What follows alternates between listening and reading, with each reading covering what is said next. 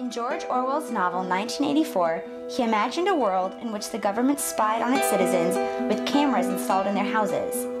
He recognized that an essential component of a totalitarian government is the absence of citizen privacy. Just weeks after becoming Chancellor of Germany in 1933, Adolf Hitler issued a decree which allowed the government to suspend the privacy of postal, telegraph, and telephone communications for the sake of national security. In North Korea, electronic surveillance is conducted on households as well as on political and religious groups.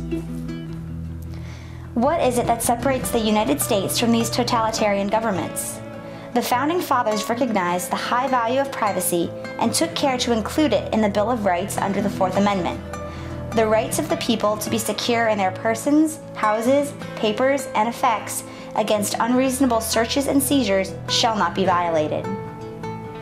During the 19th century, telegraphs and other forms of electronic communication began to allow Americans to interact in ways the Founding Fathers could never have imagined. These new technologies were followed by wiretapping devices for eavesdropping and collecting data from citizens' electronic interactions. While these devices were valuable tools in fighting crime, many believed they violated citizen privacy.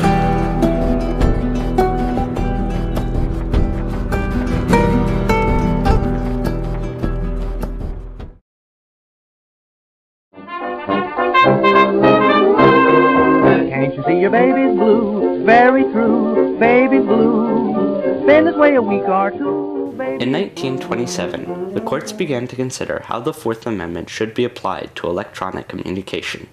Roy Olmsted was a police officer turned bootlegger during Prohibition who profited from illegal alcohol smuggling. The FBI tapped his private phone and used evidence gathered from his conversations over several months to condemn him. When the case reached the Supreme Court, Justice Louis Brandeis was a major advocate for citizen privacy, arguing that every unjustifiable intrusion by the government upon the privacy of the individual, whatever the means employed, must be deemed a violation of the Fourth Amendment. However, the majority of the justices interpreted the Fourth Amendment literally, arguing that because Olmsted's speech had been captured without seizure, and that listening to conversation was not a search, wiretapping did not violate the Fourth Amendment. The Supreme Court ruled that it was legal for the government to wiretap without a warrant. For the time being, wiretapping was legal. Penny Lane is in my ears and in my eyes. In 1967, the FBI used an electronic device to eavesdrop on Charles Katz, who was making illegal gambling deals from a public phone booth. Katz claimed that their action violated his Fourth Amendment right, and the case reached the Supreme Court. The court ruled 7-1 that wiretapping in public places was illegal if the person meant the conversation to be private. They formulated a reasonable expectation of privacy test. That there was a two-part test that you have to have. Is there a subjective expectation of privacy? Do I do it on the town square? Do I go into the room? I'm manifesting an expectation of privacy. The second one is there an objective expectation of privacy? And that is there an expectation of privacy that society is willing to accept? The Katz test would become the standard protocol for determining the right to privacy. On a dark desert highway, cool wind in my hair, one smell of colitas. In the late 1970s, another aspect of the right to privacy was challenged. Could the government use phone records against criminals? On March 5, 1976, Patricia McDonough was robbed in Baltimore, Maryland. In the weeks following this robbery, she received several threatening phone calls from the thief. One such call told her to stand on her porch, and while doing so, she observed a car that was also present at the time of the robbery. The police were able to identify the owner of the vehicle as Michael Lee Smith. They then installed a pen register, an electronic device that would record the numbers dialed by Smith's phone. After observing McDonough's number dialed on several occasions, the police arrested Smith, who claimed that his Fourth Amendment rights had been violated when the police installed the register on his phone. The court sided with the police, ruling that Smith's privacy was not violated by the installation of the pen register. Smith appealed the ruling, and the case reached the Supreme Court. In his argument, Prosecutor Stephen Sachs explained that in the early days of the telephone, one would tell the operator the name of the person they wished to reach. The point I was making was that Mr. Smith had no expectation of privacy, certainly not a reasonable one. Why?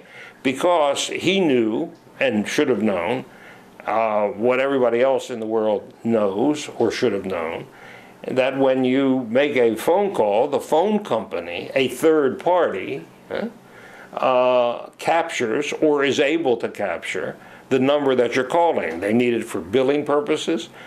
I remember invoking the old days when, and I said, this is really no different, although it's electronic as opposed to personal.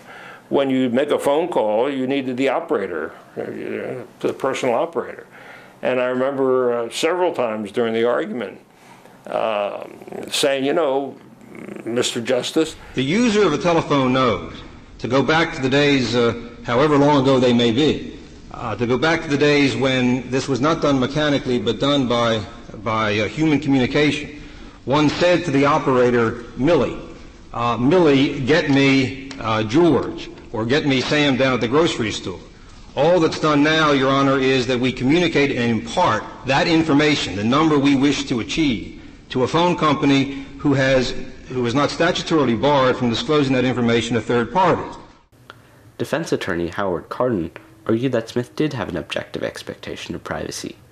When I know they're going to record that number and the length because I'm being charged for it, whereas it's not being recorded for law enforcement purposes or to invade privacy, but you have to give up a certain amount of privacy.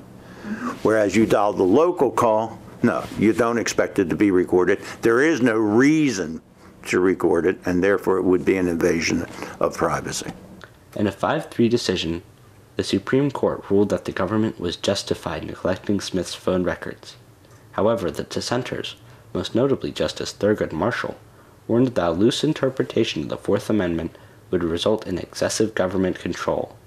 Permitting governmental access to phone records on less than probable cause may thus impede certain forms of political affiliation that are the hallmark of a truly free society.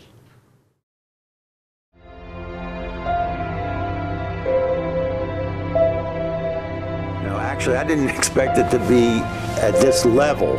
the court had no sense that lying in the seeds of this case was a potential for massive surveillance that we've come to know. That is with the NSA.